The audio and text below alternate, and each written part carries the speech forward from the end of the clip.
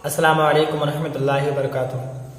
एक सवाल आया है कि नापाकी के हालत में बिना सहरी किए हुए अगर हम रोज़ा रखते हैं तो हमारा रोज़ा होगा या नहीं होगा, इसके बारे में आप बताएं। तो देखिए, आप नापाकी के हालत में रहें या फिर पाकी के हालत में रहें, आपने सहरी नहीं की है, आपने नियत कर ली है तो आपका रोज़ा हो जाएगा। क्योंकि रोज़ा हम रखते हैं या फिर कोई भी इबादत करते हैं तो इसमें असल जो है वो नीयत है।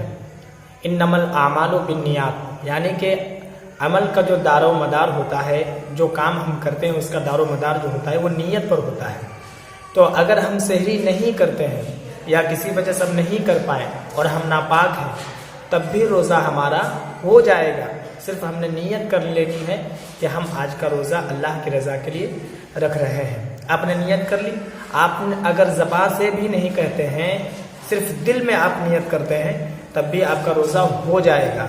क्योंकि असल में जो नियत का नाम है वो दिल के पुख्ता इरादे का ही नाम है। तो आपने दिल में इरादा कर लिया कि हमने रोज़ा रखा है, बस तो आपका रोज़ा हो गया।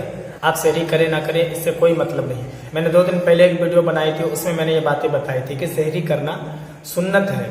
अगर आप सहरी नहीं कर पाते हैं तो सहरी करने का जो सवाब मिलता है वो आपको नहीं मिलेगा, लेकिन रोज़ा आपका हो जाएगा। तो नापाकी की हालत में अगर आप सहरी नहीं करते हैं तब भी आपका रोज़ा हो जाएगा।